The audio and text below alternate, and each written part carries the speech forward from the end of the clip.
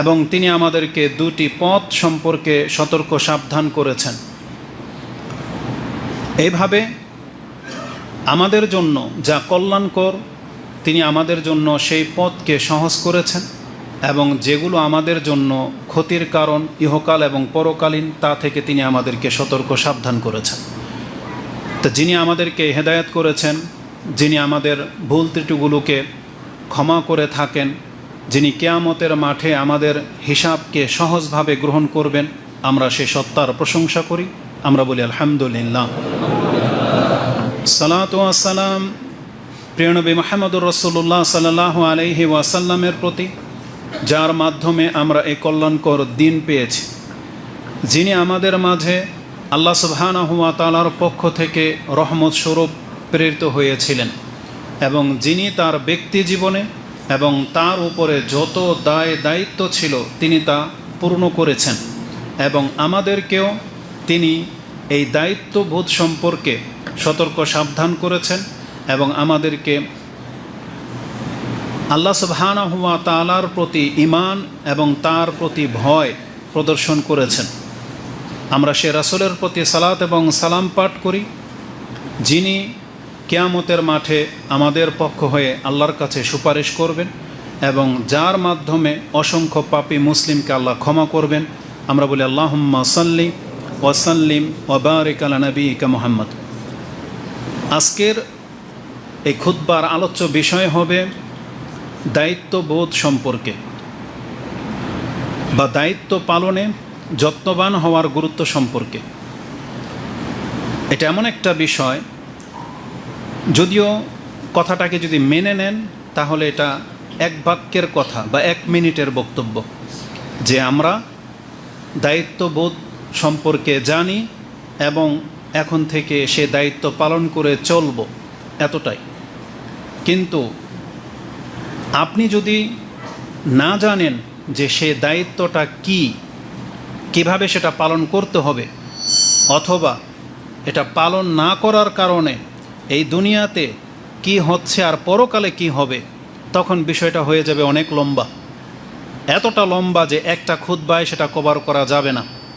আর যদি আমরা ব্যক্তি পর্যায়ের একের দায়িত্ব তুলে ধরি তাহলে কয়েকটা খুতবা লেগে যাবে।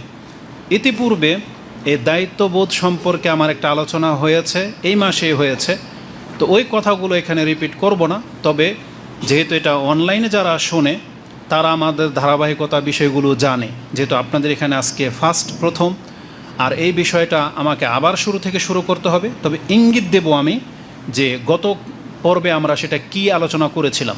তাতে ছিল মানুষ হিসেবে, আমি আপনাদেরকে প্রশ্নও করব যে মানুষ হিসেবে মানুষ কি জানে যে তার উপরে কি দায় দায়িত্ব, এটা একটা বিষয়।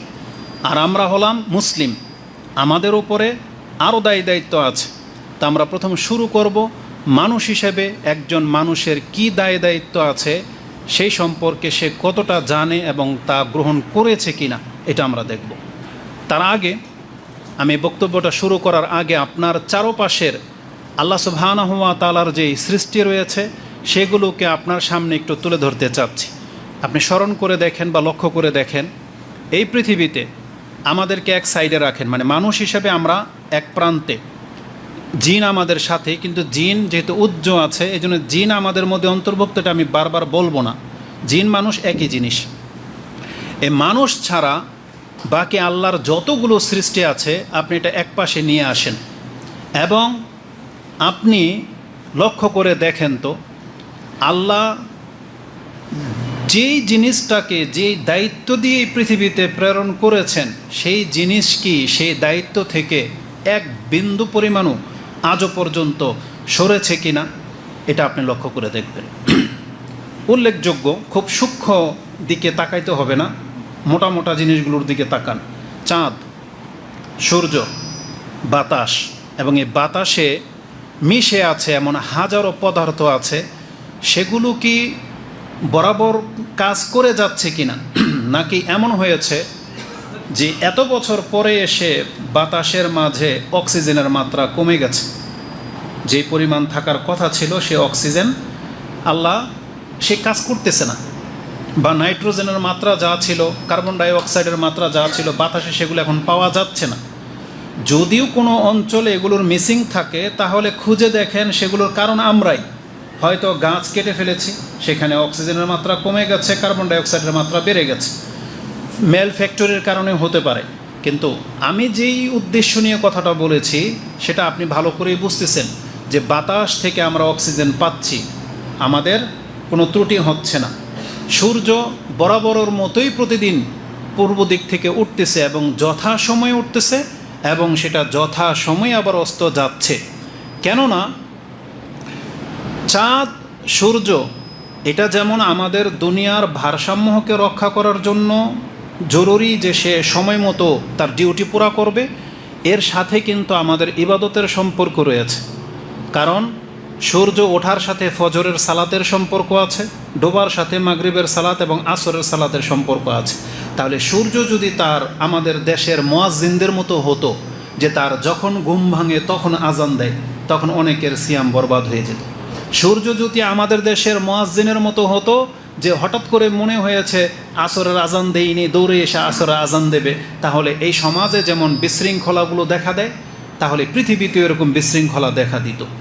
চাঁদ যদি এরকম হেরফের করতো, তাহলে অনেক রকমের বিশৃঙ্খলা দেখা দিত। কিন্তু আপনি নিজে সাক্ষী যে আল্লাহ সুবহানাহু ওয়া তাআলার কোনো একটা সৃষ্টিও তার দায়িত্ব থেকে মুখ ফিরায়নি এবং এভাবে কাজ করে যাচ্ছে। আজ থেকে 1-1.5 বছর আগের একটা বক্তব্যের মধ্যে বন্দিগি কি এটা বোঝাতে গিয়ে যখন ওই চ্যাপ্টারটা পড়েছিলাম, আরবদের দৃষ্টিভঙ্গি মানে উবুদিয়ত এটা কোত্থেকে আসছে এটা বোঝাতে গিয়ে তার একটা রাস্তার উদাহরণ দিয়েছিল। এই যে জমিনকে আল্লাহ যে বলেছে আমি বিছিয়ে দিয়েছি, সেটা তোমাদেরকে নিয়ে হিলে পড়ে যায় না। ধরেন আপনি পানির উপর দিয়ে মাটি দিয়ে জমি বানালেন, এখন এই জমি যদি স্থির না থাকে, জমি যদি কোনো দিন মাথা চারা দিয়ে ওঠে, কারণ জমিরও প্রাণ আছে, মাটিরও কিন্তু প্রাণ আছে, মাটি যদি বলে আমি আর মানুষের পায়ের নিচে পড়ে থাকবো না, বা আমার উপর দিয়ে শুধু সৎ লোকেরা হাঁটতে পারবে, অসৎ লোকেরা হাঁটতে পারবে না, তাহলে পৃথিবীর মানুষ কি চলাচল করতে পারবে? পারবে না। কিন্তু এই এক্সাম্পলটা অধিকাংশ মানুষ বুঝবেন না। কেন? যে বলবেন যে হুজুর এটা কেমন কথা বললেন, জমিন তো জমির তো পড়ে থাকার জন্যই সৃষ্টি হয়েছে। আমি ঠিক ওই কথাটি আপনাকে বলতে চাচ্ছি, জমিনকে সৃষ্টি করা হয়েছে পড়ে থাকার জন্যে, ও কিয়ামত পর্যন্ত আর মাথা চারা দিয়ে দাঁড়াবে না কখনো আপনার সামনে, কারণ ও তার রবের আদেশ প্রাপ্ত। যেমন দেখেন আমাদেরও প্রাণ আছে, আমরাও কিন্তু কখনো কখনো নিথর দেহের মতো পড়ে থাকি, যদিও তার মাত্রা খুব কম। কতটুক? ওই সেজদার সময়। আচ্ছা, সেজদার সময় আপনি উঠে যান না কেন ইমামের আগে? ধরে নেন 5 মিনিট বা 5 সেকেন্ড, 10 সেকেন্ড, কিন্তু আপনি ততক্ষণ পর্যন্ত সেজদায় পড়ে থাকতে বাধ্য যতক্ষণ ইমাম আল্লাহু আকবার না বলতেছে, তাই না? যদিও তার মাত্রা কম। ইমাম যদি আধা ঘন্টায় সেজদায় পড়ে থাকতো, এমন কোনো মুসল্লির ক্ষমতা আছে যে আপনি মাথা তুলে ফেলতেন? পারবেন? পারবেন না। কেন? কারণ আপনি এটা জানেন যে আমি বাধ্য। তাহলে আমরা এই বাধ্যতা নিয়েছি মাত্র কয়েক সেকেন্ডের জন্য। এই যতটুকু সেজদা ততটুকুই। মূলত এটাকে আপনি লম্বা করে দেন, ধরে নেন এই জমিনকে আল্লাহ বলে দিয়েছে কিয়ামত পর্যন্ত এভাবেই তোমাকে সেজদায় পড়ে থাকবে, তুমি হিলতে পারবে না। ও কিন্তু এইভাবে পড়ে আছে। এই জন্য আমি আর আপনি বুঝি না, আপনি মনে করতেছে জমিন তো নিথর, এটা বস্তু, এতে কোনো প্রাণ নাই, এজন্যই হিলে না। কিন্তু না, আল্লাহ সুবহানাহু ওয়া তাআলা ওকে এইভাবেই সৃষ্টি করেছেন। যেমন একজন ফেরেশতার নাম তো জানেন, ফেরেশতা লড়তে চড়তে পারে, কিন্তু সে সিংহায় মুখে সিংহা নিয়ে বসে আছে অপেক্ষমান কিয়ামত পর্যন্ত। কেন? সে চাইলে তো এখন নামিয়ে রাখতে পারে, কিন্তু রাসূল সাল্লাল্লাহু আলাইহি ওয়াসাল্লাম কি বলেছেন? তাকে তার মুখে সিংহা নিয়ে অপেক্ষমান অবস্থায় আল্লাহ সৃষ্টি করেছেন, এইভাবেও থাকবে, একটু নড়চড় করার কোনো অধিকার তার নাই। তা আমি যেটা বোঝাতে চেয়েছি, আল্লাহ সুবহানাহু ওয়া তাআলা তিনি যা কিছু সৃষ্টি করেছেন, সমস্ত সৃষ্টি তার আপন জায়গায় থেকে দায়িত্ব পালন করে যাচ্ছে। এটার এই জন্য আপনাকে জানতে হবে, কেননা আল্লাহ সুবহানাহু ওয়া তাআলা যখন কাউকে যে দায়িত্ব দেয়, যেমন মানুষ হিসেবে আমরা যে দায়িত্ব নিয়ে পালন করি না, এর ফলে যে কত ক্ষয়ক্ষতি হচ্ছে, কারো উপর জুলুম হয়ে যাচ্ছে, কারো হক নষ্ট হচ্ছে, আপনার আমার মাথা ব্যথা নাই। কিন্তু এই কাজটা যদি আপনার আমার সাথে যখন হয়, তখন বুঝি যে দায়িত্বের হেয়ালি দায়িত্বের খেয়ানত করলে এটা কত বড় ক্ষতি। যার ফলে এই পুরো সৃষ্টি জগৎকে আপনি বুঝতে পারতেছেন, এরা যদি আমাদের সাথে গাদ্দারি করতো তাহলে পৃথিবীতে কোনো মানুষ বেঁচে থাকতে পারতো না, আমরা অনেক আগেই হালাক হয়ে যেতাম। আল্লাহ সুবহানাহু ওয়া তাআলার সৃষ্টির মাঝে একটা সৃষ্টি হচ্ছে ফেরেশতা মালাইকা। আমি যেহেতু বক্তব্যটাকে শর্ট করে দিই, এই ফেরেশতাদের সম্পর্কে আপনি কি জানেন? ফেরেশতা মালাইকাদেরকে আল্লাহ যে দায়িত্ব দিয়েছেন, এটা এমন একটা সৃষ্টি, আল্লাহর আদেশের বিরুদ্ধাচারণ করার মতন ক্ষমতা মানুষকে যেমন দেওয়া হয়েছে, ফেরেশতাদেরকে তেমনটা দেওয়া হয় নাই। কেন? কারণ আল্লাহ সুবহানাহু ওয়া তাআলার যে কাজগুলো আছে এগুলোতে যদি একটু হেরফের হয় বড় ধরনের ক্ষতি হয়ে যাবে। যেমন ধরে নেন, ফেরেশতাদের গুণ সম্পর্কে আল্লাহ সুবহানাহু ওয়া তাআলা বলেছেন, মালাইকাতুন গিলাযুন শিদাদুন লা ইয়াসুনাল্লাহা মা আমারাহুম ওয়া ইয়াফআলুনা মা ইউমারুন। আল্লাহ বলেছেন ফেরেশতা সৃষ্টির জগতের মাঝে এটা এমন একটা সৃষ্টি, তারা আল্লাহর কোনো একটা আদেশের ক্ষেত্রে পিছপা হয় না, তাদেরকে যা বলা হয় তারা তাই করে। এই যে কথাটা, ফেরেশতাদের এই গুণ সম্পূর্ণ হওয়া, এতে আমার আপনার কি ফায়দা হয়েছে? ফেরেশতারা যদি আমাদের দেশের নেতা, ডিফেন্সের বা দায়িত্বশীলদের মতো যদি দুর্নীতিবাজ হতো তাহলে কি ক্ষতি হতো, কি উপকার হতো? আমি দুইটা পয়েন্ট আপনার কাছে তুলে ধরব। ফেরেশতারা যে চুল চেরা মানে করতে পারে না, যতটুকু যখন যেভাবে আদেশ করা হয় তারা যে ততটুকু ওইভাবে অতটাই যে পালন করে, এর পেছনে অনেক বড় ব্যাপার রয়েছে। যেমন ধরে নেন, একটা হলো যেখানে বৃষ্টি বর্ষাতে হবে সেখানে বৃষ্টি বর্ষে, যেই ফেরেশতাকে যে দায়িত্ব দেওয়া হয়েছে তারা সেই কাজটা করতেছে। সবচেয়ে বড় জিনিস হচ্ছে আপনার আমার আমলনামা। আমাদের আমলনামা কে লিখে? ফেরেশতারা লিখে। ফেরেশতারা যদি এখানে দুর্নীতি করতো, আপনার আমার অনেক নেকি মিসিং হয়ে যেত, অথবা যেই জুলুম আপনি আর আমি করি নাই সেটার শাস্তি আমাদেরকে ভোগ করতে হতো। কিন্তু আল্লাহ সুবহানাহু ওয়া তাআলা ফেরেশতাদেরকে অধিকার দেয় নাই যে আপনার সাথে যেটা সম্পর্ক নাই আর সেটা সে খোঁচা দেবে খাতাতে, এই অধিকার কোনো ফেরেশতাকে দেওয়া হয়নি। এবং আপনি আর আমিও সাক্ষী যে ফেরেশতারা যে এই ক্ষেত্রে কোনো রকমের দুর্নীতি করে না, গাফিলতি করে না। তার একটা হাদিস নিয়ে নেন আপনি, চমৎকার হাদিস, যেটা আপনি জানেন। আপনি হয়তো জানেন যে কিয়ামতের মাঠে সমস্ত মানুষকে দাঁড় করানো হবে, বিচার শুরু করা হবে। সে হাদিস আপনি জানেন যে প্রত্যেকের আমলনামা তার সামনে খুলে দেওয়া হবে। তিরমিজি থেকে হাদিসটা নিয়ে নেন। ইমাম তিরমিজি রাহমাহুল্লাহ তার 38 নম্বর অধ্যায়ে 2639 নম্বর এবং ইবনে মাজাতে হাদিসটি 4300 নম্বরে পেয়ে যাবেন। তাতে রাসূলুল্লাহ সাল্লাল্লাহু আলাইহি ওয়াসাল্লাম বলেছেন, ইন্নাল্লাহা সায়ুখাল্লিসু রাজুলান মিন উম্মতি আলা রুউসিল খালাইক।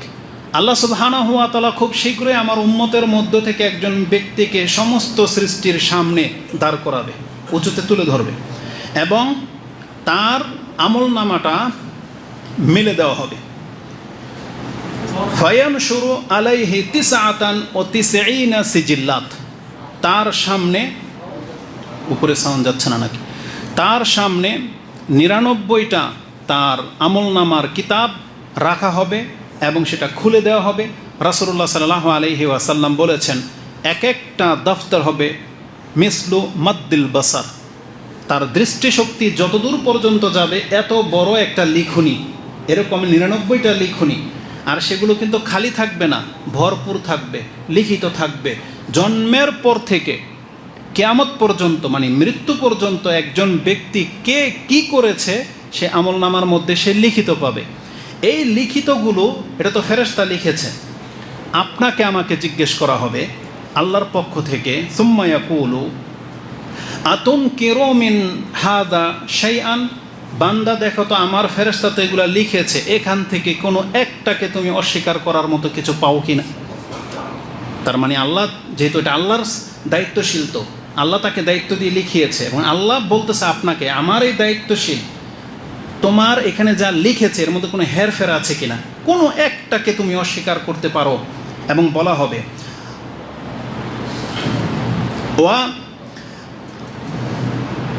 আযালামাকা কাতাবাতি হাফিজুন, আমার হেফাজতকারী ফেরেশতার এখানে তোমার উপরে কোনো জুলুম করেছে কিনা। জুলুম দুইভাবে হয়, এক, আপনি সুবহানাল্লাহ বলেছিলেন অমুক সময়, এটা ফেরেশতা লিখে নাই, তাহলে এই নেকি আপনার মাহরুম হয়ে যাবে, এটাও জুলুম। আবার আপনি পাপটা করেন নাই, আরেকজনে করেছে, কিন্তু আপনার নামার মধ্যে রক্তের গ্রুপের মতো, রক্তের রিপোর্ট আসবে ওনার, দিয়ে দিছে আপনাকে। বাংলাদেশে এটা ঘটে কি ঘটে না? অনেক ঘটে। ইউরিন টেস্ট, প্রস্রাবের একজনের রিপোর্ট আরেকজনকে দিয়ে দেয়, রেজাল্ট কি হবে? এ পাপ আপনি করেন নাই, কিন্তু আপনার আমলনামার মধ্যে যদি লিখে দেয়, এটা হচ্ছে জুলুম। আল্লাহ বলেছেন, আমার এই হাফেজ হেফাজতকারী ফেরেশতাকে তোমার উপরে কোনো জুলুম করেছে? এই লেখাগুলো দেখে প্রত্যেকটা ব্যক্তি সেই দিন এই কথা বলতে বাধ্য হবে। সে কি বলবে? আল্লাহ বলেছেন, ফায়াকুল, সে বলবে, লা ইয়া রব, হে আমার প্রতিপালক, ফেরেশতা এনে একটা কথাও ছাড়েও নাই, বাড়ায়ও নাই। তার মানে আমি বোঝাতে চাইলাম, ফেরেশতারা তাদের দায়িত্ব নির্ভুলভাবে করে যাচ্ছে। আচ্ছা, মালাকুল মউতের উদাহরণটা নিয়ে নেন। মালাকুল মউত যে ফেরেশতা রয়েছে, যাদেরকে যে দায়িত্ব দেওয়া হয়েছে, মালাকুল মউত যদি হিন্দি ফিল্মের এই হিন্দু কুফফারদের বদাকিদার মতো, ওই যে ওরা কী বলে, ওদের মৃত্যু দূতকে যেন কি বলে, ইয়ামদূত বা ইয়ামরাজ, যমরাজ বা ইয়ামরাজ, যেটাই হোক, ওদের ধারণা হলো, ওদের ফিল্মের মধ্যে মাঝে মাঝে হয়তো দেখতে পান যে মরতে হবে একজন, মেরে দিয়েছে আরেকজনকে, বোঝে না? ওরা তো এভাবে বানায়। তো বলতেছে যে আমি তো ওকে মারতে বলি নাই, ওকে কেন নিয়ে আসছো? এখন ও বলতেছে, যেহেতু আমার ভুল করে মারছো, এখন আমাকে স্বর্গে দিতে হবে, আমার পাপ সব মাফ। তাহলে এটা ওদের উপন্যাস বা ওদের থিঙ্কিংও হতে পারে, হিন্দু ধর্মে হতে পারে, বা বানানো কথিত ওদের নোংরামের মধ্যে হতে পারে। কিন্তু আমাদের ইসলাম ধর্মের আকীদা কি আল্লাহর ফেরেশতাদের কারো কি এরকম মিস্টেক করার কোনো সম্ভাবনা আছে? নাই। বরং আল্লাহ কি বলেছেন, মালাকুল মউতকে যাকে যখন এক সেকেন্ড হেরফের হবে, আজ পর্যন্ত হয়নি আর হবেও না কিয়ামত পর্যন্ত। কারণ আল্লাহ সুবহানাহু ওয়া তাআলা মালাকুল মউতদেরকে এমনভাবে সৃষ্টি করেছেন যে তাদের দ্বারা কাজের কোনো ব্যাঘাত ঘটে না, হেরফের হয় না, কারো কাছে যেতে হবে ভুলে যায়নি, এমন কোনো দিন হয় না। তা আমি যেটা বোঝাতে চেয়েছি, আল্লাহ সুবহানাহু ওয়া তাআলার সৃষ্টির মাঝে ফেরেশতা তারা তাদের দায়িত্ব থেকে কোনো রকমের কারচুপি, কোনো রকমের অনীহা বা কোনো ব্যাঘাত তারা ঘটায় না। এটা গেল একটা সাবজেক্ট। বিশেষ করে এবার আসুন, আল্লাহ সুবহানাহু ওয়া তাআলা ওই একই কাজ যখন কোনো মানুষকে দিয়ে করাবেন, তখন মানুষের মধ্য থেকে আল্লাহ সুবহানাহু ওয়া তাআলা কতককে নবী এবং রাসূল করেছে। আপনি যতজন নবীর ইতিহাস জানেন, তার লিস্টে আপনি দেখেন তো দেখি, কোনো একজন নবীও কি তারাও তাদের কোনো দায়িত্বে কোনো হেরফের করেছিল? আপনি দেখতে পাবেন রেজাল্ট জিরো। তার মানে আল্লাহ সুবহানাহু ওয়া তাআলা বলেছেন, নবীরা কোনো দিন তারাও তাদের দায়িত্ব থেকে পিঠ ফেরায় না, তাদেরকে হত্যা করে দেওয়া হয়েছে, অসংখ্য নবীকে হত্যা করেছে। এবং আল্লাহ কোরআনে বলেছেন, এটা ইহুদিদের গুণ, যে ইহুদিরা আল্লাহকে যেমন মিথ্যা আরোপ করতো, আর অসংখ্য নবীকে তারা হত্যা করেছে। এমনকি ঈসা আলাইহিস সালামকে তারা মারতে চেয়েছে, পারেনি। মূসা আলাইহিস সালামকে তো মারতে চেয়েছে, প্রত্যেকটা নবীকে, ইব্রাহিম আলাইহিস সালামকে মারতে চেয়েছে। আমাদের নবী মুহাম্মদুর রাসূলুল্লাহ সাল্লাল্লাহু আলাইহি ওয়াসাল্লামকে কয়েকবার হত্যা করতে করা হয়েছিল, কিন্তু ওরা ব্যর্থ হয়েছে। তার মানে আমি বোঝাতে চেয়েছি, নবীদেরকে হত্যা করে, এবং মুহাম্মদ সাল্লাল্লাহু আলাইহি সাল্লামকে তো কথা বলা হয়েছিল যে মূসা এবং প্রত্যেক নবীর সাথে যা করা হয় আপনার সাথেও তাই করা হবে। ওরাকা বিন নওফল এই কথাটাই বলেছিল যে আপনাকেও আপনার রাজ্য থেকে বের করে দেওয়া হবে, আপনাকেও হত্যা করা হবে, যদি আমি থাকতাম আপনাকে সাহায্য করতাম। রাসূল এটা জানতো, জেনে শুনে তিনি কিন্তু সেই হিকমা অবলম্বন করেন নাই যে না নিজেকে বাঁচাই, দাওয়াতি কাজ বন্ধ করে দেয়নি। আপনারা জানেন তায়েফের ঘটনা, জানেন রাসূলুল্লাহ সাল্লাল্লাহু আলাইহি সাল্লামকে ওটের ভুঁড়ি চাপিয়ে দেওয়া হয়েছে, গলাতে গামছা পেঁচানো হয়েছে, বিছানাতে মেরে দেওয়া প্ল্যান করা হয়েছিল, বিষ পান করানো হয়েছিল, কিন্তু রাসূলুল্লাহ সাল্লাল্লাহু আলাইহি সাল্লাম তিনি তার দাওয়াত থেকে পিছপা হননি। আমি যেটা দেখাতে চেয়েছি, আল্লাহ সুবহানাহু ওয়া তাআলা নবীদেরকে যে দায়িত্ব দিয়েছেন, তারাও তাদের দায়িত্ব থেকে কোনোদিন পিঠ ফেরাননি। আল্লাহ এক কথায় বলে দিয়েছেন একটা আয়াতে, যে আয়াতটি আপনি সূরা আলে ইমরান 161 নম্বর আয়াতে পেয়ে যাবেন। আল্লাহ বলেছেন, ওমা কানা লিন-নাবিয়্যিন আইয়াগুল, কোনো নবীর দ্বারা তাদের শানে এটা যায় না যে তারা খেয়ানতকারী হবে। কোনো একজন নবীও, এটা শুধু আমাদের নবীর কথা বলা হয়নি, আল্লাহ বলেছেন ওমা কানা লিন-নাবিয়্যিন, এমন কোনো নবী নাই যে যারা খেয়ানতকারী হবে। তার মানে তারা দায়িত্বের কোনোদিন খেয়ানত করেননি। যেমন আমাদের নবী মুহাম্মদুর রাসূলুল্লাহ সাল্লাল্লাহু আলাইহি ওয়াসাল্লাম, তিনি সব থেকে উত্তম এক্সাম্পল। আল্লাহ সুবহানাহু ওয়া তাআলা তাকে যখন যে দায়িত্ব দিয়েছেন, সব ক্ষেত্রে তিনি সেটা পুরা করে দেখিয়েছেন। তিনি দায়িত্ব পেয়েছিলেন রিসালাতের, তিনি পুরা করেছেন। দায়িত্ব পেয়েছিলেন নেতৃত্বের, তিনি তা পুরা করেছেন। তিনি দায়িত্বে ছিলেন কমান্ডার, তিনি তা পুরা করেছেন। সংসারের করেছেন, সমাজের সংগঠনের দায়িত্ব তার ছিল, তিনি সবগুলোর দিক থেকে তিনি তার দায়িত্ব পালন করেছেন।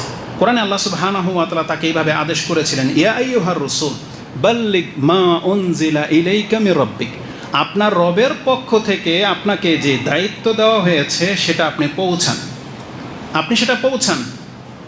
ইলাইকা মির রাব্বিক ওয়া ইন লাম তাফআল ফামা বাল্লাগতা রিসালাতাক, আপনি যদি এই কাজটা না করেন তাহলে আপনি আপনার রবের দায়িত্ব পালন করলেন না, এটা আপনার বিরুদ্ধাচরণের দিকে চলে যাবে। এই কথাটা আল্লাহ সুবহানাহু ওয়া তাআলা তাকে সূরা মায়দা ৫ নম্বর সূরার ৬৭ নম্বর আয়াতে পেয়ে যাবেন।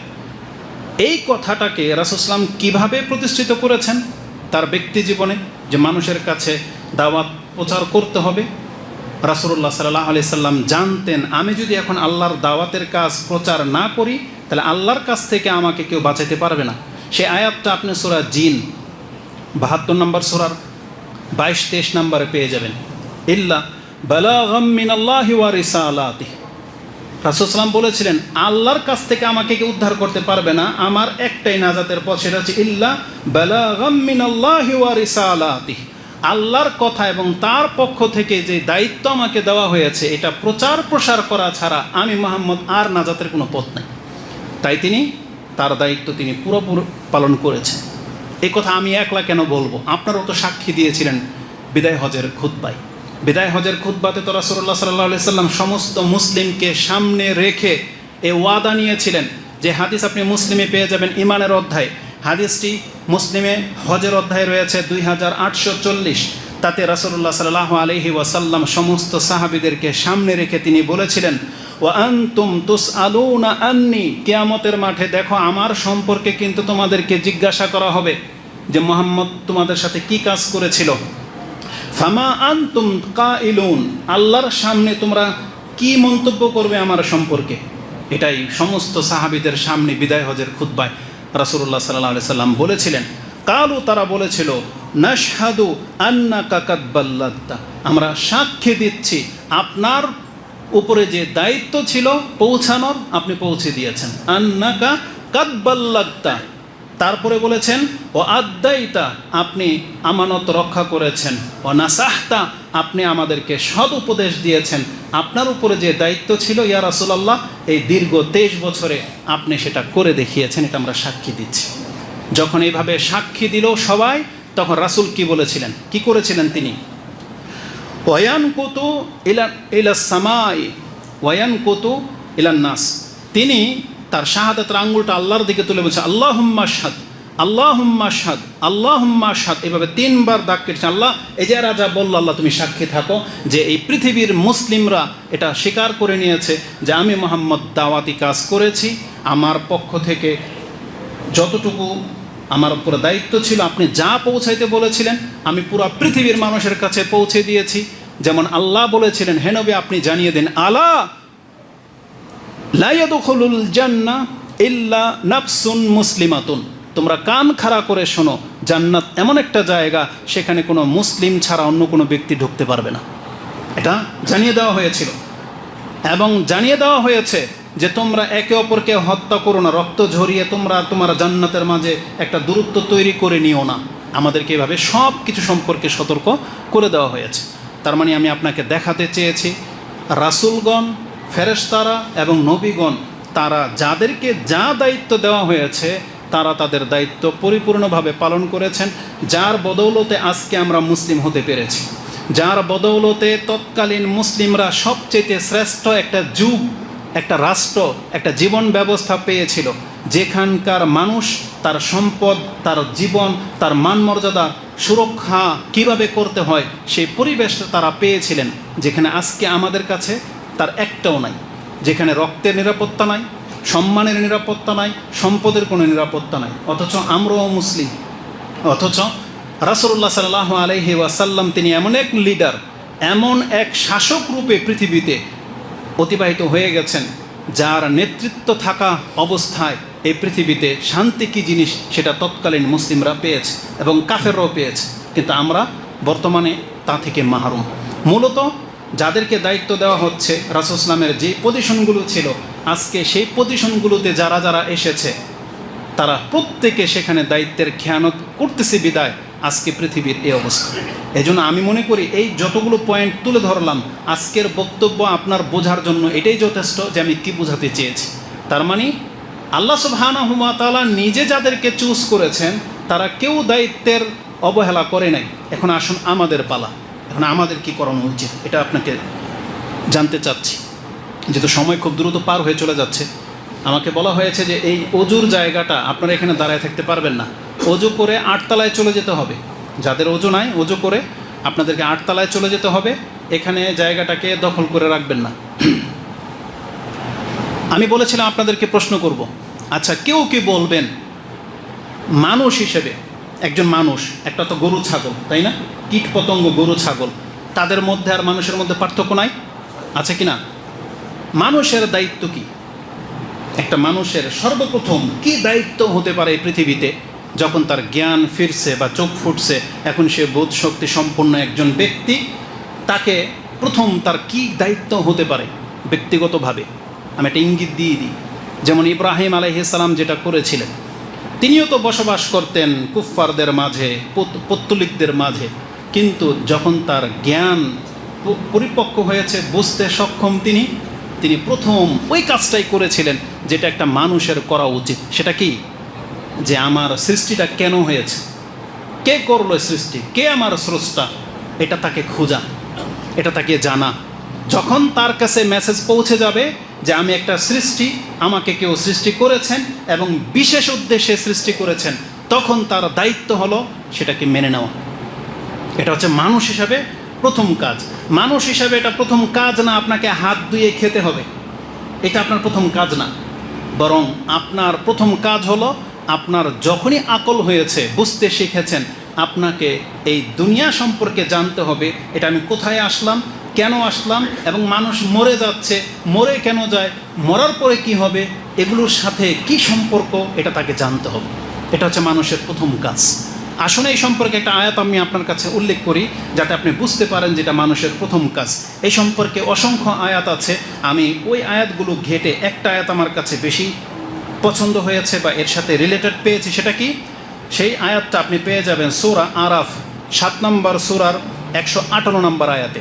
তাতে আল্লাহ সুবহানাহু ওয়া তাআলা বলেছেন, কুল, হে নবী আপনি বলে দেন, ইয়া আইয়ুহান নাস, দেখেন এখানে মানুষ বলে সম্বোধন করা হয়েছে, হে মানুষ, ইয়া আইয়ুহান নাস ইন্নী রাসূলুল্লাহি ইলাইকুম, আমি তোমাদের সবার পক্ষ থেকে, জামিয়ান, ইন্নী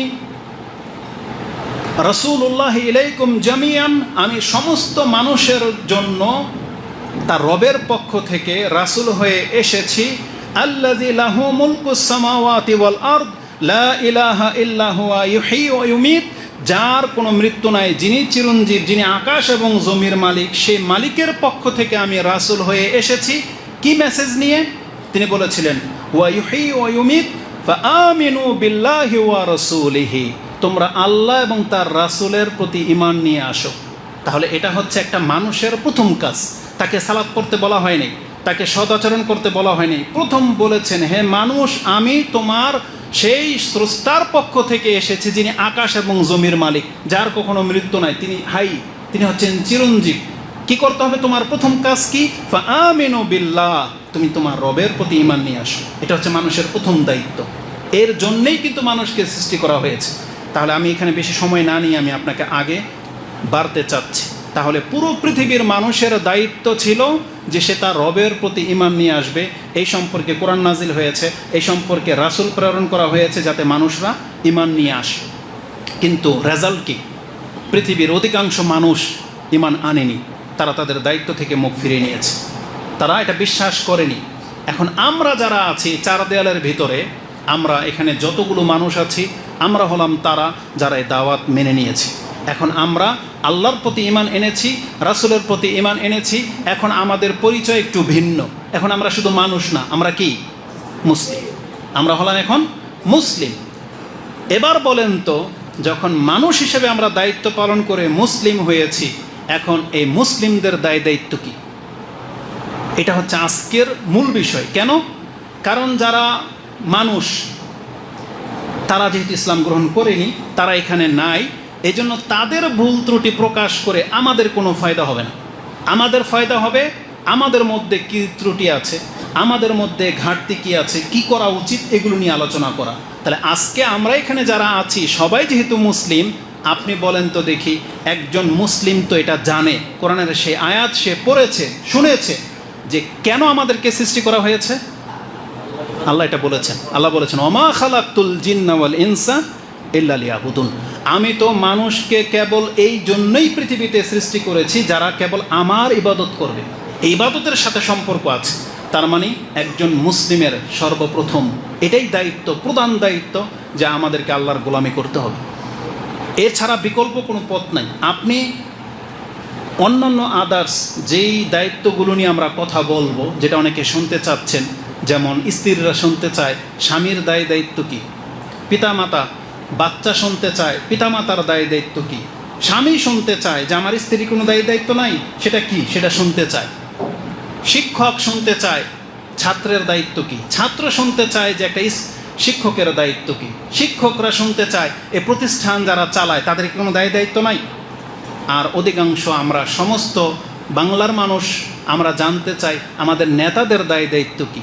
মানে আমাদেরকে তারা ভুলে গেছে, মানে ব্যক্তি পর্যায়ে ভুলে গেছে। এখন তাদের মাথা ব্যথা হলো আমাদের নেতাদের, আমাদের ডিফেন্সের, আমাদের দেশের রাষ্ট্রপ্রধানদের কী দায়িত্ব সেটা জানতে চায়। কিন্তু জেনে নেন, ওই দায়িত্বগুলো যদি আপন আপন জায়গায় কেউ ঠিক করে তাতে কোনো কল্যাণ হবে না কিয়ামতের মাঠে, যদি তার প্রথম দায়িত্বটা সে নষ্ট করে। সেটা কি? আল্লাহ সুবহানাহু ওয়া তাআলার গোলামি করা। ইবাদত থেকে যদি কোনো ব্যক্তি নিজেকে মুখ ফিরিয়ে নেয়, ধরেন 5 ওয়াক্ত নামাজ সে পড়লো না, বাকি সে একজন দেশের রাষ্ট্রের নায়ক, সুষ্ঠুভাবে দেশ পরিচালনা করতেছে, বলেন তো কিয়ামতের মাঠে তার কি ফায়দা হবে? এই জন্য আল্লাহর ইবাদত করা এটা হচ্ছে মানুষ হিসেবে, মুসলিম হিসেবে তার প্রথম দায়িত্ব। আর এই আয়াত আপনারা জানেন, আর এই সম্পর্কে অসংখ্য আয়াত আছে। বরং আপনি সূরা জুমার পড়েন, তাতে আল্লাহ সুবহানাহু ওয়া তাআলা সূরা বাইয়িনাত পড়েন, সেখানে এই কথাটাই আছে, ওমা উমিরু ইল্লা লিয়াবুদুল্লাহা মুখলিসিনা লাহুদ্দিন, আমি তো আর কোনো আদেশ করি নাই, খালেসভাবে একমাত্র আমার বন্দেগী করতে হবে, এটা ছাড়া মানুষের আর কি দায়িত্ব আছে? এটা হচ্ছে আল্লাহ সুবহানাহু ওয়া তাআলার থিঙ্কিং, বা আল্লাহ সুবহানাহু ওয়া তাআলা আমাদের কাছে এটাই তুলে ধরেছেন যে তোমার ইবাদত করা ছাড়া তোমার আর কি দায়িত্ব আছে। তোমাকে তো আকাশ পাহারা দিতে বলা হয়নি, সূর্য ওঠানোর দায়িত্ব তোমাকে দেওয়া হয়নি, ঠিক তেমনি বৃষ্টি বর্ষানোর দায়িত্ব তোমার নাই। এগুলো সব রিজিকের সাথে সম্পর্ক, আর ওই দায়িত্বটা আল্লাহ নিজেই নিয়ে নিয়েছেন আর তোমাকে দিয়েছেন, তুমি আল্লাহর গোলামি করো, এটা দিয়েছেন। যেমন রাসূলুল্লাহ সাল্লাল্লাহু আলাইহি ওয়াসাল্লাম তিনি বলেছেন, যেটা আপনি সূরা জুমার 39 নম্বর সূরার 11 নম্বর আয়াতে পেয়ে যাবেন। আল্লাহ সুবহানাহু ওয়া তাআলা তাকে বলেছেন, কুল, হে নবী আপনি বলে দেন, ইন্নী উমিরতু আন আবুদাল্লাহা মুখলিসান লাহুদ্দিন, আমি তো আল্লাহর পক্ষ থেকে শুধু এই আদেশই প্রাপ্ত হয়েছি যে আমি খালেসভাবে আমি আমার রবের গোলামি করব, তার বন্দেগী করব। এটাই হচ্ছে আমার আপনার উপরে সর্বপ্রথম এবং সবচেয়ে শ্রেষ্ঠ দায়িত্ব। এটা হচ্ছে আজকের এই মুসলিমদেরকে এখান থেকে আপনাকে শুনতে হবে। এইভাবে হয়তো আপনাকে কেউ বলেনি, বা আপনি শোনেননি, বা অনুধাবন করেননি, হয়তো বলেছে কিন্তু আপনি বুঝতে চাচ্ছেন না। আমি আবারও বলতেছি, ছোট্ট একজন ব্যক্তি হিসাবে, একজন মুসলিমের ইবাদত বন্দেগী ছাড়া নাজাতের কিন্তু বিকল্প কোনো পথ নেই।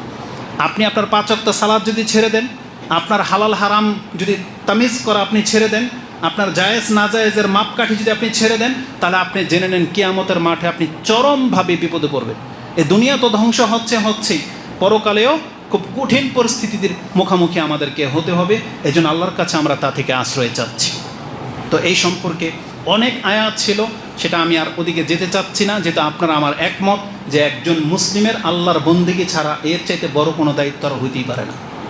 এবার আমরা আমাদের আজকের আলোচনার মূল বিষয়ের দিকে চলে যাব। সেটা হচ্ছে ব্যক্তি পর্যায়ে যখন একজন মুসলিমকে কোনো একজন ইমাম নিয়োগ করা হলো, রাষ্ট্রের প্রধান বানানো হলো, অথবা ডিফেন্সের প্রধান বানানো হলো, কোনো প্রতিষ্ঠানের প্রধান বানানো হলো, তাহলে তার কি দায়িত্ব? যখন সে সংসারের দায়িত্ব নিয়েছে, তখন তার উপরে কি কর্তব্য, এগুলোর দিকে আমরা যাব। কিন্তু এখানে একটা কথা আবারও স্মরণ করিয়ে দিই, যেই ব্যক্তি তার রবের গোলামি থেকে মুখ ফিরিয়ে নিয়েছেন, আপনাকে যে কোনো দায়িত্ব দেওয়া হোক, সেখানে আপনার দ্বারা খেয়ানত হবে, এটাই স্বাভাবিক। যেই ব্যক্তি তার রবের 5 ওয়াক্ত নামাজ পড়া ছেড়ে দিয়েছেন, হালাল হারাম খাওয়ার ব্যাপারটা আপনি ভয় আপনার অন্তর থেকে উঠে গেছে, আপনাকে যে কোনো দায়িত্ব দেওয়া হোক, তার মধ্যে আপনার দ্বারা কোনো ত্রুটি হবে, এটাই স্বাভাবিক। কেউ যদি বুক ফুলিয়ে বলে যে আমি নামাজ তো পড়ি না, কিন্তু আমি আমার দায়িত্ব পালন করি। এটা বলতে পারে সে, কিন্তু আমাদের বাস্তবতা কিন্তু ভিন্ন। বাস্তবতা ভিন্ন কিছু বলতেছে। যেমন একজন ব্যক্তি যদি, এটা একটু পরেই বলবো, তাহলে এতটুকু জেনে নেন যে যেই ব্যক্তি তার রবের দায়িত্ব থেকে মুখ ফিরিয়ে নিয়েছেন, আপনার কাছ থেকে অন্য কিছু আশা করা যায় না। আর এটার বাস্তব প্রমাণ আমি আপনাকে একটা ইঙ্গিত দিয়ে দিই। আমি একটা জিনিস, আমার দৃষ্টিভঙ্গি ভুল হতে পারে, আপনারা হয়তো ব্যতিক্রম পেতে পারেন, কিন্তু আমি মানুষের সাথে 40 বছরে চলাচল লেনদেন করে যেটা বুঝতে পেরেছি, কিছু মানুষ আছে যারা দাড়ি রাখে, সিগারেটও খায়, দাড়ি রাখে, টাকনার নিচে প্যান্ট, আবার পায়জামা, আপনার পাঞ্জাবি জিন্সের প্যান্টও পরে, কিন্তু দাড়িটা আছে, মাথায় টুপি পরেন, আবার জর্দাও খায়, পানও খায়। এই ধরনের ব্যক্তি যারা আছে, যারা জমির বিজনেসের সাথে জড়িত, যে কোনো ব্যবসার সাথে জড়িত, গাড়ির বিজনেস, স্বর্ণের বিজনেস, তাবিজ কবজ, আতরের দোকান, আমি লক্ষ্য করে দেখেছি একজন ব্যবসায়ী যার দাড়ি নাই, ওর অন্তরের ভিতরে অত খারাপই নাই একটা দাড়িওয়ালার ভিতরে যত খারাপই আছে। কারণ এক হলো দাড়ি রাখছে ফ্রেশ, মানে ইসলামের দৃষ্টিতে, সেই জন্য তার দেখবেন যেই ব্যক্তি দাড়ি রাখে তাকে আপনি দেখতে পাবেন সে টুপিও পরে, সে ভদ্র, সে নেশা থেকেও মুক্ত। কারণ দাড়িটা তো অনেক বড় একটা ব্যাপার। একজন মানুষ যখন আল্লাহর বান্দা হওয়ার জন্য দাড়ি রেখে নেয়, তখন তার দ্বারা অনেক পাপ সে ছেড়ে দেয়। দাড়িটা তো তার পরের স্টেপ, তার আগে থেকে সে সৎ, এই জন্য সে দাড়ি রাখতে পারে। কিন্তু যেই অসৎ ব্যক্তিটা দাড়ি রাখে, এখানে তার উদ্দেশ্যটাই হচ্ছে বাতিল। সেটা কি? এই দাড়ির স্যাম্পল দিয়ে সে তার উদ্দেশ্যটাকে হাসিল করতে চায়। কারণ আমি যত বাটপাড়া দেখেছি, অধিকাংশগুলোর মধ্যে এটাই দেখেছি, তার অন্যান্য খারাপের সাথে লগে দাড়িও আছে। আপনি জেনে নেন, তাহলে এই মার্কা দিয়ে অধিকাংশ মানুষের তারা প্রতারণা করে। তা যারা দেখবেন দাড়ি রেখে হলে ছবি দেখতে যায়, আপনি নিশ্চিত জেনে নেন এর অন্তর খারাপ। এর দাড়ি রাখছে ভিন্ন একটা কারণে, হয়তো শেভ করার টাকা নাই, অথবা ওই মানুষের সাথে সে প্রতারণা করবে, সেই জন্য হয়তো সে রেখেছে। এছাড়ার বিকল্প কোনো আপনি পাবেন না যে এমন ব্যক্তি সে যে দাড়ি রাখে, জিন্সের প্যান্ট, আবার অনেক সৎ, এরকম আপনি পাবেন না। একটা না একটা জায়গায় সে খেয়ানত করবে, হয়তো কোনো মহিলার সাথে সম্পর্ক, অথবা নেশার সাথে, অথবা চুরি বাটপারের সাথে তার সম্পর্ক আছেই। এটা আপনারা এবার খুঁজে দেখবেন। আমি এমনটা পেয়েছি, এই জন্য আপনাদের কাছে ব্যক্ত করলাম।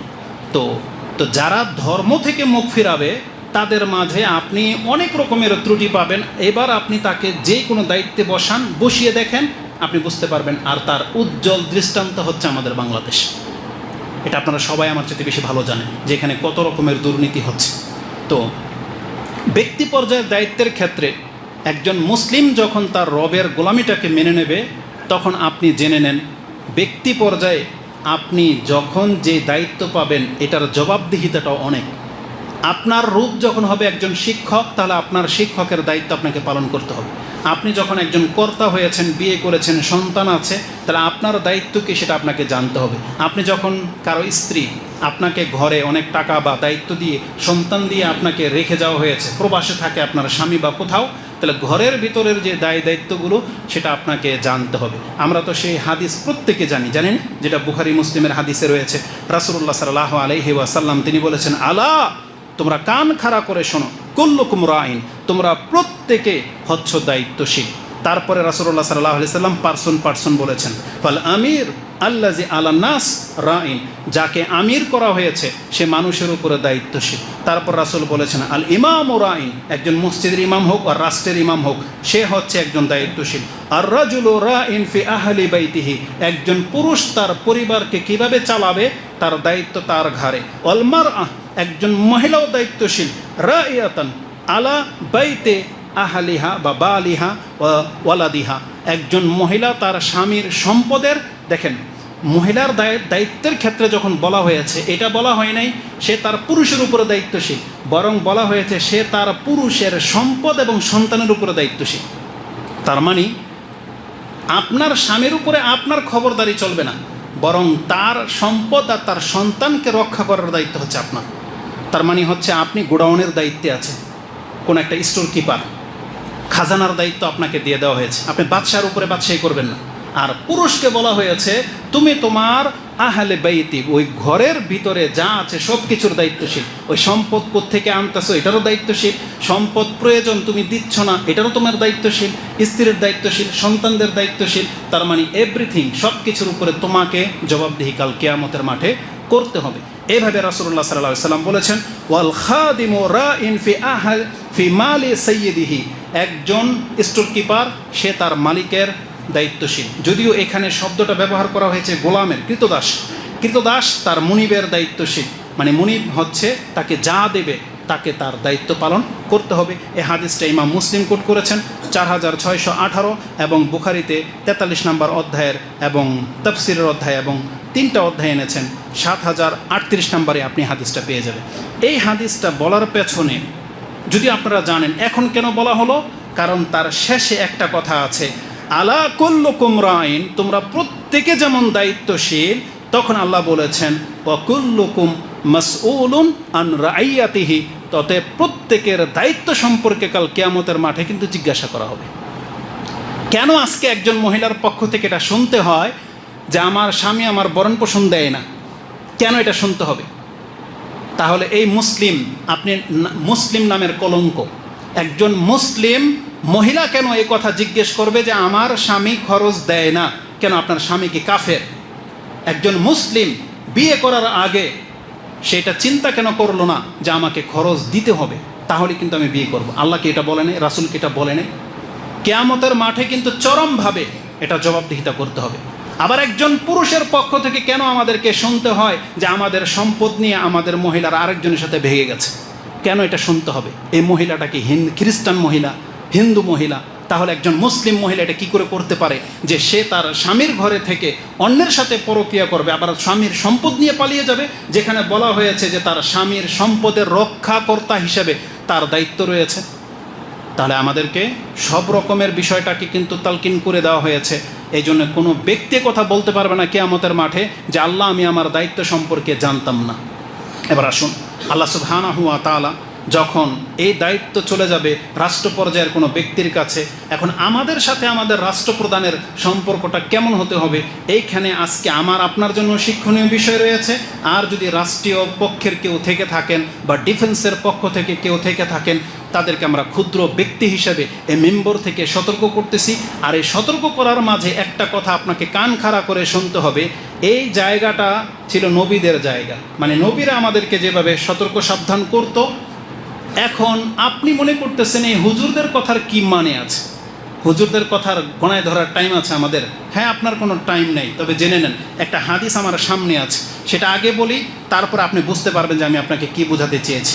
রাসূলুল্লাহ সাল্লাল্লাহু আলাইহি ওয়াসাল্লাম তিনি বলেন, কানাত বানু ইসরাঈলা তাসুসুহুম আল আম্বিয়া, কুল্লামা হালাকান নবী খালাফাহুন নবী। বনি ইসরায়েলদের নিয়ম নীতি রীতিনীতি ছিল তারা নবীদের পর নবীদের দ্বারা শাসিত হতো।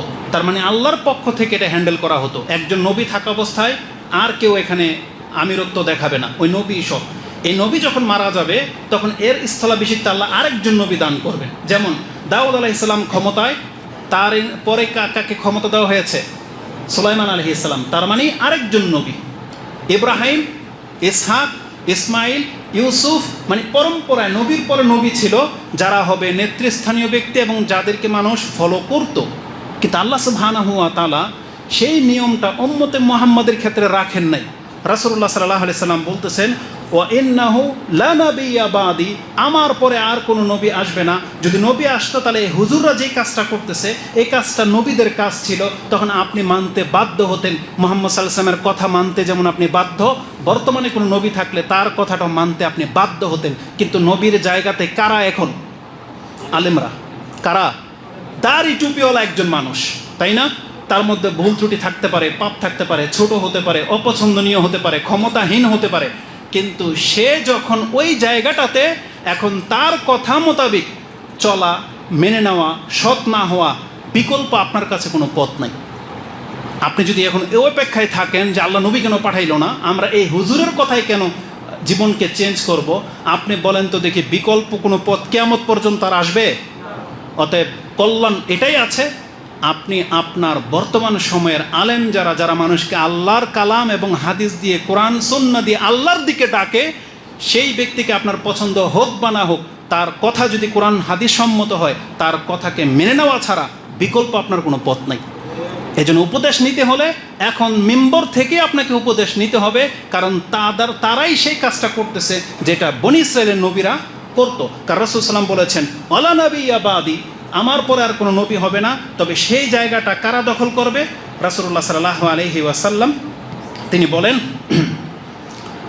লা নাবিয়্যা বাদি ওয়া সায়াকুনু খুলাফাউ ফায়ুকসিরুন, তারপরে আমার পরে খেলাফত হবে, শাসক হবে, আর তারা হবে অনেক। তার মানে রাসূল সাল্লাল্লাহু আলাইহি ওয়াসাল্লাম ইঙ্গিত করেই দিয়েছেন প্রত্যেকটা রাষ্ট্রের জন্য হয়তো পৃথক পৃথক খলিফা হবে, রাষ্ট্রনায়ক হবে। আমাদেরকে ইঙ্গিত করে দিয়েছেন যে তাদেরকেও তোমাদেরকে মানতে হবে। এখন আপনার পছন্দ হয় না, জালেম সরকার, তখন কি করবেন? এটাই তো প্রশ্ন এখন আজকে, যে আমরা শাসক বাতিল, কাফের, মুনাফেক, যেটাই বলেন না কেন রাসূলুল্লাহ সাল্লাল্লাহু আলাইহি সাল্লাম কি বলেছেন শুনেন। কালু ফামা তা'মুরুন, তাহলে আপনি আমাদেরকে কি আদেশ করতেছেন ইয়া রাসূলুল্লাহ? কারণ নবীর মানের কোনো ব্যক্তি আর খেলাফতে আসবে না, তার মানে খেলাফতে যারা আসবে তাদের মধ্যে ত্রুটি, জালেম, অপূর্ণতা থাকবেই। এখন আপনি আমাদেরকে কি আদেশ করতেছেন, কি করতে হবে? তখন রাসূল সাল্লাল্লাহু আলাইহি ওয়াসাল্লাম বলেছেন, ফু বিবায়াতিল আউয়াল ফাল আউয়াল, তোমরা যাদের সাথে বায়াত গ্রহণ করবে তাহলে তার খেলাফত অবস্থায় তার অধিকারটা তোমরা সম্পূর্ণ পুরা করে দিবে। তার মানে সে যখন কোনো ন্যায়সঙ্গত আদেশ করবে তোমরা সেই নিয়মগুলো মেনে চলবে। সরকার বলেছে এ রাস্তা করতে হবে, আপনাকে বাড়ি গাড়ি ছাড়তে হবে, ট্যাক্স দিতে হবে, টাকা দিতে হবে, সে জুলুম করবে না করবে এটা সে বুঝবে। কিন্তু রাষ্ট্রের যখন কোনো নিয়ম করে ফেলবে, রাসূল আমাদেরকে বলেছেন তোমরা সেটাকে মেনে নাও। তোমরা ফু মানে কি, তোমরা পরিপূর্ণর সাথে মেনে নাও, আনুগত্য করো। কেন? রাসূল বলেছেন আতুহুম হাক্কাহুম, তার যে হক তোমার কাছে তুমি সেটা দিয়ে দাও। আর আমাদের হকের ক্ষেত্রে কি করতে হবে? এই হাদিসের মধ্যে আছে, তাদেরকে সতর্ক করা হয়েছে, ফা ইন্নাল্লাহা সায়ালিহুম সায়ালুহুম আম্মা ইস্তারাউহুম, খুব শীঘ্রই আল্লাহ তাদেরকে কিয়ামতের মাঠে উঠাবে এবং আল্লাহ তাদেরকে জিজ্ঞেস করবে, তোমাকে যে আমি খেলাফত দিয়েছিলাম, রাষ্ট্রের নায়ক বানিয়েছিলাম, তুমি তোমার প্রজার সাথে কি করেছো? তার মানে এই জবাব আপনার আমার কাছ থেকে নেওয়া হবে না। সেটা বর্তমান সরকার বলেন, যে কোনো ব্যক্তি সরকারে বসে যাক, তারা সরকারে বসে গেলে নাগরিক হিসাবে আমাদের কাজ হলো তার ন্যায়সঙ্গত বিষয়গুলোকে মেনে নেওয়া। এখন সে জুলুম করবে, কিয়ামতের মাঠে সে জবাব দেবে। তা আমি যেটা বোঝাতে চেয়েছি, প্রত্যেকের দায়িত্বশীল। আর যারা ওই নেতৃস্থানীয় ব্যক্তি হয়ে গেছেন, আপনার জন্য কিন্তু এই শেষ টুকরাটা, সেটা কি আছে? রাসূল কি বলেছেন? ফা ইন্নাল্লাহা সায়ালুহুম, খুব শীঘ্রই তাদেরকে সায়ালুহুম মানে হচ্ছে তাদেরকে জিজ্ঞাসা করবেন এবং তাদেরকে জবাবদিহিতার আন্ডারে আসবেন। আম্মা ইস্তারাউহুম, তারা তাদের দায়িত্বটাকে কিভাবে পালন করেছে এই সম্পর্কে খুব শীঘ্রই তাদেরকে জিজ্ঞাসা করা হবে। এই হাদিসটি কোথায় আছে? ইমাম বুখারী কোট করেছেন, 3455-তে পেয়ে যাবেন। এখন আপনি যদি এটা জানার পরেও আপনি যদি আপনার দায়িত্ব পুরা না করেন, বা নেতৃস্থানীয় ব্যক্তি যারা আছে তারা যে খেয়ানতগুলো করতেছে, তারা যে উদাসীনতার সাথে বাংলার মুসলিমদের সাথে যে আচরণটা করতেছে, আপনি শুনে রাখেন তাদের সাথে কি করা হবে। রাসূলুল্লাহ সাল্লাল্লাহু আলাইহি ওয়াসাল্লাম বলেছেন, যাকে দায়িত্ব দেওয়া হলো, এখন এই ব্যক্তি যদি সে দায়িত্বের ক্ষেত্রে কোনো খেয়ানত করে, সেটা রাষ্ট্রের নায়ক হোক, আমার মনে হয় সেটা ঘরের কর্তা হোক, বা যাকে যে দায়িত্ব দেওয়া হয়েছে, ব্যাংকার হোক, আমানত হোক, দেওয়া হয়েছে, কিন্তু সে যদি এটাকে খেয়ানত করে, রাসূলুল্লাহ সাল্লাল্লাহু আলাইহি ওয়াসাল্লাম বলেছেন যে মা মিন আবদিন ইস্তারাহুল্লাহু রাইয়াতিহি, কোনো ব্যক্তিকে যদি কোনো ক্ষেত্রে কোনো মুসলিমের দায়িত্ব দিয়ে দেওয়া হয়, ফালাম ইয়াহুতহা বিনাসিহাতিহি, সে যদি সেটা কল্যাণের সাথে ব্যবহার না করে, এটা হচ্ছে বুখারীর ভাষ্য। আর মুসলিমে আছে ওয়াহুয়া গাশুন, সে যদি খেয়ানতকারী হয় আর ওইভাবে যদি মরে যায়, রাসূল সাল্লাম বলেছেন ইল্লা হারামাল্লাহু আলাইহিল জান্নাহ, তাহলে আল্লাহ এই ব্যক্তির জন্য জান্নাতকে হারাম করে দিয়েছেন। তার মানে ক্ষমতায় যারা আছেন, আপনি আজকে ক্ষমতা পাওয়ার জন্য ইলেকশন করেন, লড়েন, যেখানে রাসূল বলেছেন ইসলামিক থিওরি হলো ভালো মানুষ কোনো দিন ক্ষমতায় বসতে চায় না, এটা হচ্ছে ইসলামিক থিওরি। রাসূল সাল্লাম কিন্তু এটা বলেছেন। যেমন এক সাহাবী চেয়েছেন, ইয়া রাসূলুল্লাহ অমুককে দায়িত্ব দিলেন, আমাকে কোনো দায়িত্ব দেবেন না? তখন রাসূল বলেছেন, যারা দায়িত্ব চায় তাদেরকে আমরা দায়িত্ব দেই না, আর তোমরা কোনোদিন দায়িত্ব চেয়ে নিবা না। তবে তোমাকে যদি দায়িত্ব দেওয়া হয় তখন তুমি গ্রহণ করবে, তখন তোমাকে আল্লাহর পক্ষ থেকে সাহায্য করা হবে। আর তুমি যদি চেয়ে নাও তাহলে আল্লাহ তোমাকে ছেড়ে দেবেন, তুমি কি করো, এখন তোমার কোট করা শুরু হয়ে যাবে, আল্লাহ তোমাকে কোনো সাহায্য করবে না। এই জন্য দাড়ি টুপিওয়ালা যারা আছেন, আমি দলের নাম নিলাম না, আপনি বলতে চাচ্ছেন আপনাকে ভোট দিলে বিলে নবী ভোট পাবে, আপনাকে ভোট দিলে বিলে এটা উত্তম জিহাদ, নাহলে বিলে জাহিলিয়াতের মরণ মরবেন, এই বক্তব্য যারা দিচ্ছেন এই দাড়ি টুপিওয়ালারা শুনে রাখেন, কোরআন হাদিসে তো বলতেছে আপনি দাড়ি টুপিওয়ালা হুজুর মানুষ, আল্লাহওয়ালা মানুষ, আপনি তো ক্ষমতা চাইতেই পারেন না, আর আপনি ক্যান্ডিডেট হয়ে বসে আছেন, আপনি লড়তেছেন, মানে ইলেকশন করবেন, আপনাকে ভোট বলতেছে যে আমাকে ভোট না দিলে আপনার মৃত্যুটা জাহিলিয়াতের মৃত্যু হবে। বলেন তো কোরআন হাদিসের সাথে মিল আছে? তাহলে এই লোকগুলো যখন ক্ষমতায় যাবে রেজাল্ট কি হবে? এ সবচেয়ে বেশি বড় দুর্নীতিবাজ হবে, আপনি এটা মনে রেখেন। যারা চেয়ে নেয় ইলেকশন করে, কারণ তারা মোটাটা জন্য এটা করে, কিন্তু ইসলামের থিওরি এটা ছিল না। ইসলামের থিওরি হলো দাওয়াতি কাজ করতে থাকো, তোমার একটা টিম হয়ে যাবে, তখন তুমি বাতিলের বিপক্ষে লড়াই করো, হয় তাদেরকে পথ থেকে সরে যেতে বলো, আর না হলে অ্যাটাক হবে, যেটা হচ্ছে দাওয়াত ও জিহাদ। এটা হচ্ছে ইসলামের মূলনীতি। কিন্তু কখনই বলা হয়নি বাতিলের সাথে মিশে গিয়ে আপনি তাদের জায়গা দখল করবেন, এরপর বাতিলকে আপনি সরাবেন, বরং আপনি নিজেই বাতিলের মধ্যে রয়েছেন। এটা ক্ষুদ্র একটা কথা আপনাকে বলে দিলাম। এজন্য তাদের ধান্দায় আপনারা পড়বেন না। কি বলবো আমরা, কি ভাষা ব্যবহার করব, তাদের এই সমস্ত কথায় আপনারা ধোঁকা খাবেন না।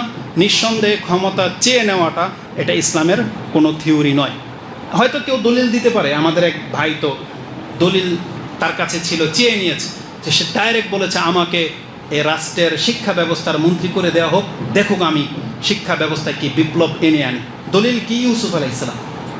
ইউসুফ আলাইসালাম ক্ষমতা চেয়ে নিয়েছিলেন না, যে এই ব্যাপারে আমি জ্ঞানী, আমাকে দেন, আমি সুষ্ঠুভাবে করতে সক্ষম।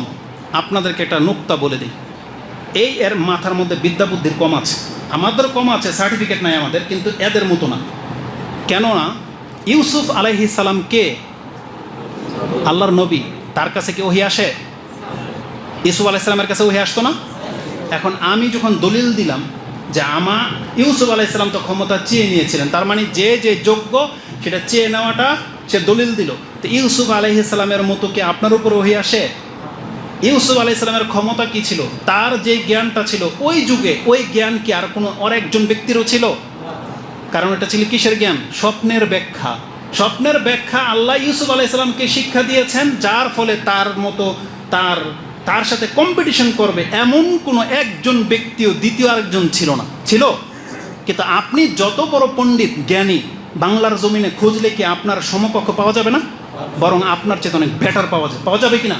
তাহলে কি করে একজন ব্যক্তি দলিল দিতে পারে যে একজন নবী যেহেতু চেয়ে নিয়েছে, তাহলে চেয়ে নেওয়াটা জায়েজ? কখনো হতে পারে না এটা। বরং ইসলামকে তারা বুঝেছে নিজের মতো করে, উল্টা পাল্টা করে।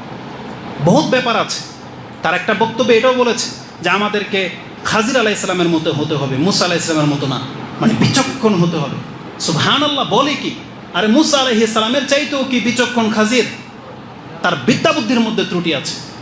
মুসা আলাইহিস সালাম হচ্ছে উলুল আজমি মিনার রাসূলদের একজন। কি মনে করেন আপনি? এটা একটা শিক্ষার ব্যাপার ছিল যে মুসা আলাইহিস সালামের মধ্যে যাতে অহংকার চলে না আসে, এই জন্য আল্লাহ তাকে সেই জ্ঞান দেয়নি যেটা খাজির আলাইহিস সালামকে দিয়ে তাকে শিক্ষা দেওয়ানো হয়েছিল। কিন্তু মুসা আলাইহিস সালাম ছিল একজন রাসূল। কি মনে করেন আপনি এটা? তাহলে ধোঁকা খেয়ে যেন না। অতএব আমরা আমাদের শ্রোতাদেরকে বলবো, আপনাদের অনেক দায়িত্ব আছে। সালাফি মানহাজ গ্রহণ করাটা অতটা সহজ না যতটা কঠিন এটাকে রক্ষা করা। এই জন্য যদি আপনি নিজেকে সালাফি মানহাজের দাবি করে থাকেন যে আমি কোরআন সুন্নাহওয়ালা, আমি বুঝি এবং মানি, তাহলে আপনি আপনার সব কিছুকে ঠিক করেন, চিন্তা ভাবনাকে ঠিক করেন, আমলকে ঠিক করেন, এবং প্রত্যয়ের সাথে আল্লাহর দ্বীনকে মেনে চলবেন, এই ওয়াদা করে এখান থেকে উঠবেন। আল্লাহ আমাদেরকে তৌফিক দান করুন। আকুলু লিকাউলি হাযা আস্তাগফিরুল্লাহ লি ওয়া লাকুম ওয়া লিসাইরিল মুসলিমিন ফাস্তাগফিরু ইন্নাহু হুয়াল গফুরুর রহিম।